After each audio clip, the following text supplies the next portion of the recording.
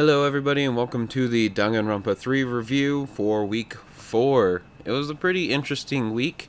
I think the future side definitely gave us a good blast of information that we may have not been expecting. Some people have, but I definitely didn't see it coming. While the despair side was more backstory. Covering the future side, the episode's called Who is a Liar, so from that beginning we can kind of already grasp that we're gonna find the identity of possibly the mastermind, a traitor, attacker, etc. We learn a lot about a lot of the characters here. The first being Tengen, we learn that he is ridiculously powered, I think, honestly. I mean, he is the chairman of the Future Foundation, so it makes sense that he has such incredible ability, but it's good to finally see him utilize that and prove that he's not to be underestimated and that he's earned his place. He fights against a lot of people in this episode, or a couple of them anyways. Really just stands his ground. He's not afraid, which is great to see. As a chairman, you'd want that, but just in general, it's great to see that he is possibly a very good character, which is unfortunate because we can assume that he probably will be dead next episode, just how he ends up. His fight with Munakata goes really well. Unfortunately, it probably will end in his demise. However, what I think is most important from here is that he gets a chance to explain a lot of his feelings and his intelligence to Munakata. And I think Munakata actually is developing in a way that he's positively taking this information and learning from it. And I think him and Naegi, I think those two might actually be closer because of this. And so while Tengen might be done for, he might have passed on a bit of a tradition. No, that's not the word I'm looking for. What word am I looking for? I don't know.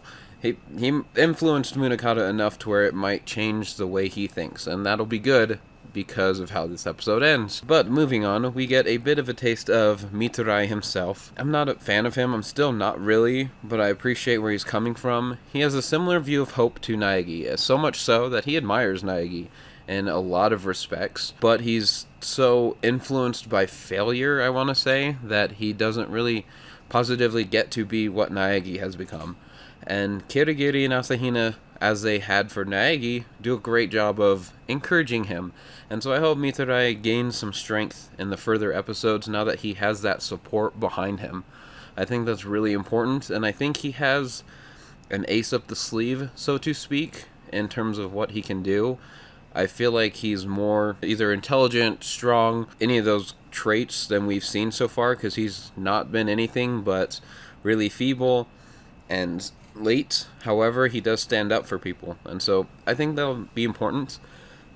The other thing to note is that Kirigiri notices there's about 30 minutes until the next attack happens, so it's safe to say that next episode we will have another death, and possibly more than one, especially if you count Tengen. Moving into the next interesting bit for me is that Kizakura was waiting for Kirigiri at where the original conference room was with the two deaths. I'm not sure how I feel about him at this point. Kizakura has always been very suspicious to me. If you've been watching my reviews of this and my Twitter and discussions, he's always been kind of sketch on me, and the fact that he's waiting for Kirigiri just kind of makes that worse, I guess, because he knows what she is. He used to work under her father. I think that's the biggest thing we have to remember. And he states that it's safest to be by the super high school level detective.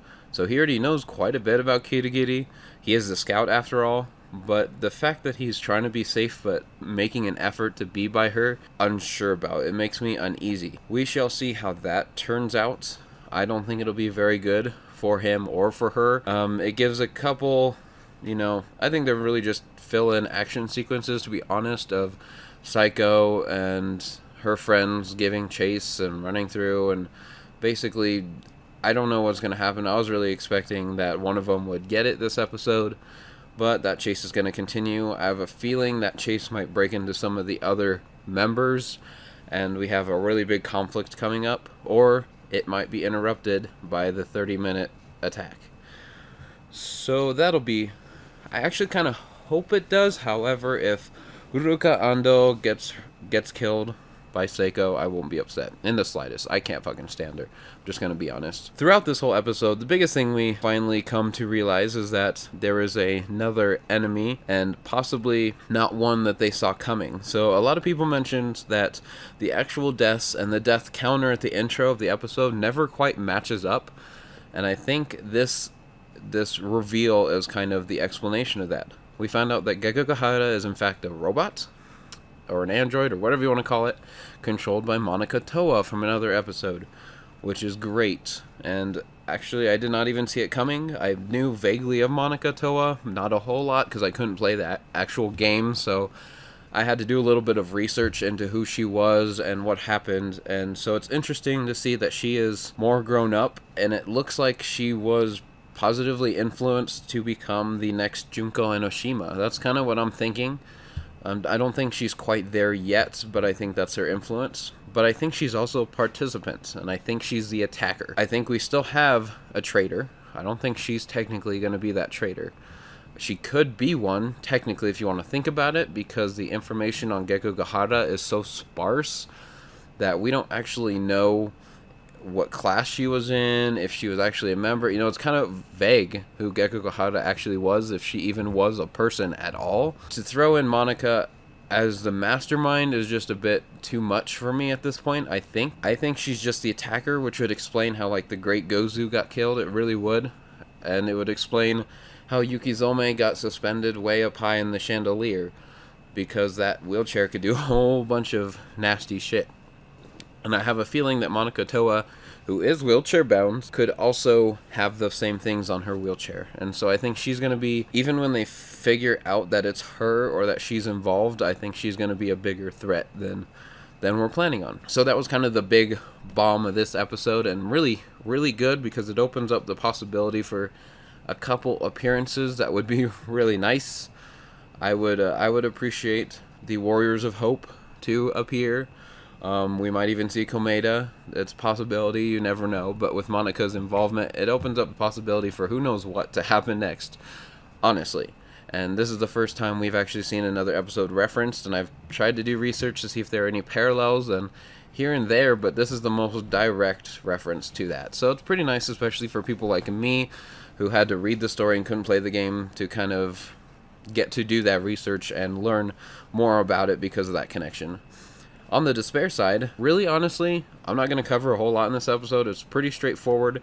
It takes a long time to explain some origin stories, including Komeda, Ando, Sakakura, and Psycho. Those three's expulsion is explained, and actually in pretty big detail. I did not think they'd take a whole episode to explain that expulsion and what all happened, though they did a pretty good job of it. But I feel like that moment was important enough that they could spend the whole episode doing it with what I think is going to happen next. The things that are most important to me involving that whole incident was, one, those three's expulsion, because that obviously breeds a bunch of hate and possibly despair going into the future. Probably changes Seiko and her personality in a lot of ways, and we know that Psycho is kind of friends with one of the remnants of despair at this time, which is, oh my god, if I can't, Teru, Jesus, I was going to say Toro, another anime.